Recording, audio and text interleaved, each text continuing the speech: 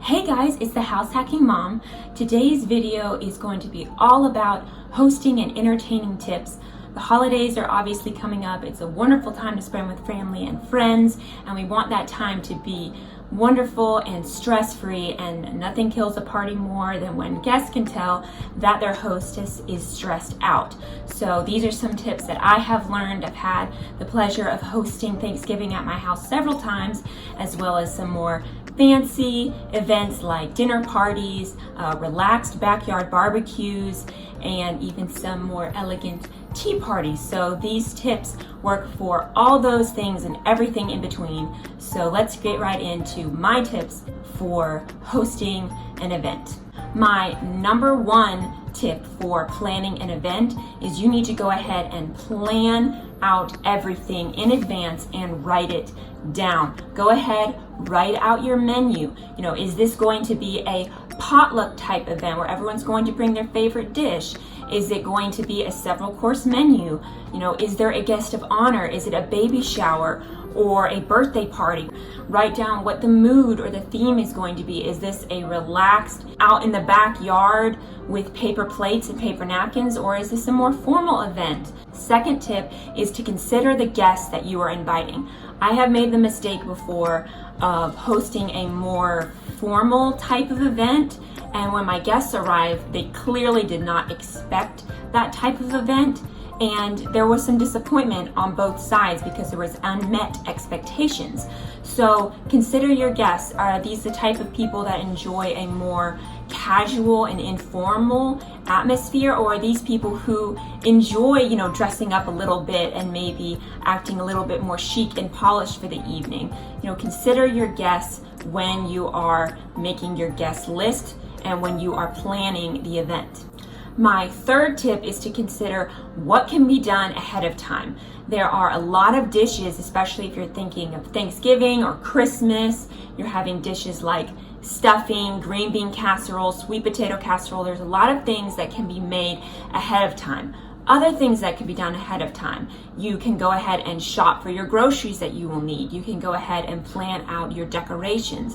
Whatever can be done ahead of time should be done ahead of time. It will help relieve all the stress that you are going to be feeling around hosting your event. My fourth tip is to clean at least 1 to 2 days ahead of time. It's very tempting to want to wait until the day of and say, well, I'll just get it super clean that day. Don't do it. Go ahead and clean your house, at least the part of your house that's going to be exposed to your guests, and clean it 1 to 2 days ahead of time. And then, maybe the day of or the morning of, you can give your guest bathroom a quick wipe down, sweep the main floor, but do not get to a point where you are having to run around last minute, throwing pillows where they're supposed to be and trying to clean last minute. You want to have that done ahead of time. It will make for a more stress-free environment, which is the makings of a fun time. My fifth tip is to not try to make something that you've never made before. This is not the time to try to figure out how to make beef Wellington. You want to make your tried and true signature recipes that are crowd pleasers. Don't try to make something you've never made before. If you've never made a key lime pie, this is not the time to try to make a key lime pie. You want to make things that you are comfortable with and will help make you feel confident in your cooking abilities. You do not want to find out with your guests if what you made was any good. You want to know ahead of time that what you're making is delicious. Some ideas for dishes that are great crowd pleasers and are not that difficult to make are roasts. It is so easy to just put some salt and pepper on a roast cut of meat, put it in the oven, and it always turns out amazing. My family loves pork tenderloin roast. You can do pork loin roast, a good old roast chicken. You can do pot roast. These are things that are not that difficult, don't require very much prep, are usually pretty inexpensive cuts of meat as long as you're not doing like filet of beef, and they always taste awesome. Other ideas would be a grandma pizza pie if you're having a large amount of people and it's a more informal type of event. Is not that difficult to make and it serves a lot of people and it tastes amazing. Lasagna is another example of something like that, and lasagna can be made well in advance and then reheated the day of. Another example would be good old pull apart barbecue in a slow cooker. You can throw that together the night before and then it's all ready the morning of, and you don't have to do anything additional to it except pour on some good old barbecue sauce. My sixth tip is to set the table the night before, or if you only have one table, in other words, you eat at your dining table, you don't have a separate kitchen and dining room table, then you would do it the morning of. But if possible, go ahead, set your table and decorate everything the night before. That way you will wake up the next morning and not have to figure out where you're going to fit in your cooking versus your cleaning versus your decorating. You want to have all these things done ahead of time.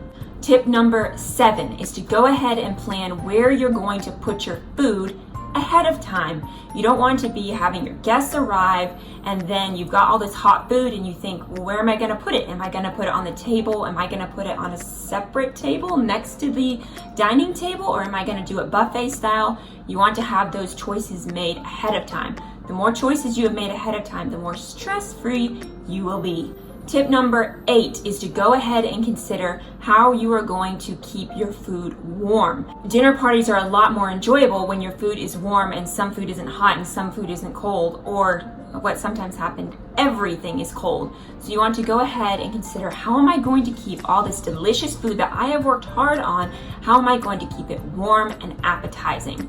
Now, you can obviously use your oven on the warm setting to go ahead and keep some dishes warm, but this will not work for things like vegetables. It will turn them to mush. So you need to go ahead and consider, how am I going to do that?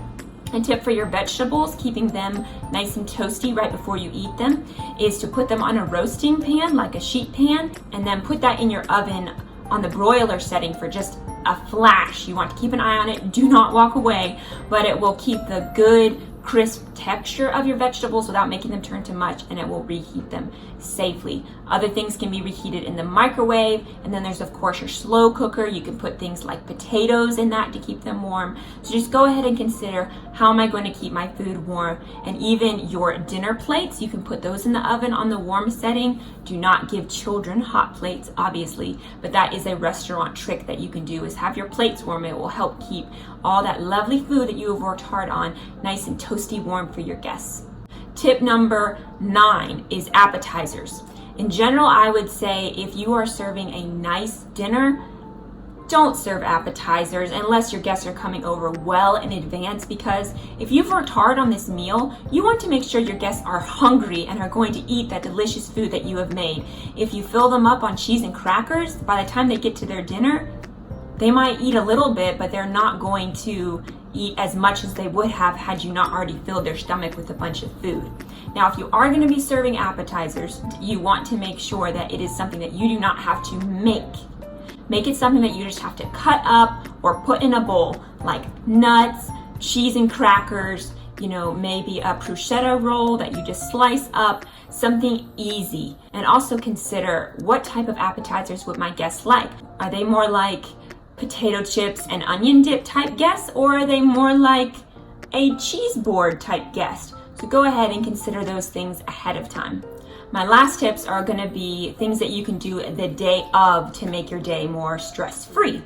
Number 1, for the day of, you need to get all the way ready down to your shoes the morning of. Do not think, I'm going to hang out in my sweatshirt and yoga pants, and then after I finish cleaning and everything, then I'm going to run upstairs and get changed. No, you want to go ahead and get dressed, completely ready the morning of.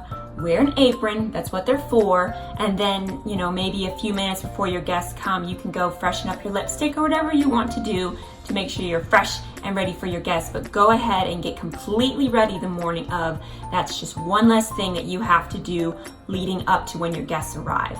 My second tip for the day of, make sure that you have your drinks, your ice, and your cups all ready to go before your guests arrive, because number 1 thing that people want to hold as a security blanket at an event is their cup. It provides a lot of peace of mind, having something to hold on to when you talk to people. I don't know why that is, but it is true. So make sure you have a glass with ice and water at least ready to hand people as they walk in the door. My third tip for when your guests arrive, I think it is really nice to have some nice music playing in the background. This can be anything from some soft jazz to classical music, or if this is more of an exciting event or party, you can have something a little bit more lively playing in the background. But it's just nice to have something playing in the background to kind of get conversation going and to not hear those awkward silences. And it just elevates the event a little bit. My fourth tip for the day of is to make sure you have a game of some sort planned. Now, if you don't ever get to the game, that's completely fine. But if conversation's kind of lagging, everyone's feeling kind of slow after dinner, it's nice to have a little game planned that you can play. This could be something easy like Taboo or Celebrity. This is not the time to pull out Monopoly, obviously, but something that's quick and easy. You can just play a couple rounds if people are into it. It's fun to have a little game planned at the end. My fifth tip for the day of is to make sure you have an end time in mind and have this already planned and have your guests already know when the event is over. Whenever you send out your little invite text, make sure you go ahead and have a start time and an end time. You do not want this party to drag on for 3 or 4 hours, believe me.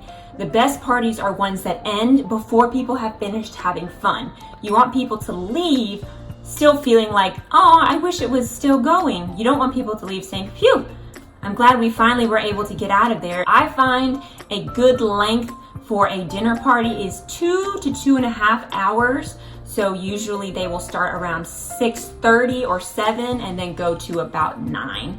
And I find that works really well. It's when people are actually hungry, they're not arriving too early. You have plenty of time to get everything completely ready. So make sure you have a start and an end time so that it still feels like a party when people leave.